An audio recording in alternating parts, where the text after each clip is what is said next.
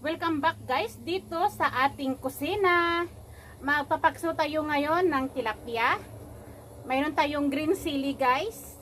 Ayan. Lagyan natin ng tanglad para mawala ang kanyang langsa. Mayroon tayong bawang, sibuyas at luya.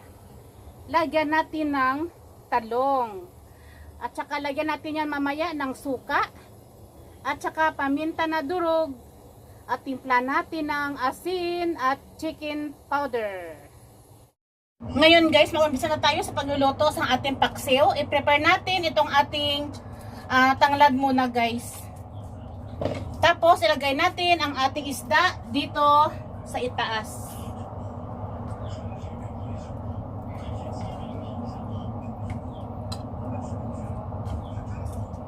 Yan.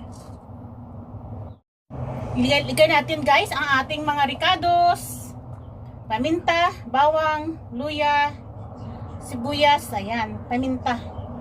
Sige lang, lagyan natin ng paminta na durog. Ayan, ito ang ating paminta. Okay. Ilagay na natin guys ang ating talong. Maglagay tayo ng suka, vinegar. Maglagay tayo ng asin.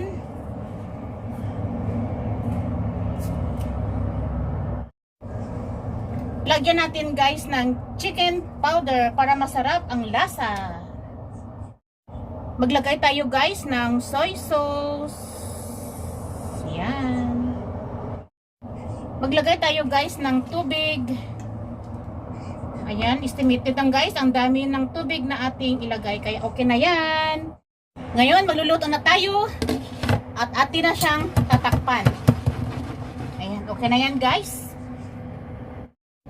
Pwede natin guys ilagay itong ating green chili sa itaas. Ayan, at saka maghintay tayo hanggang sa maluto po itong ating tilapia na paksiw. Luto na guys ang ating paksiw na tilapia.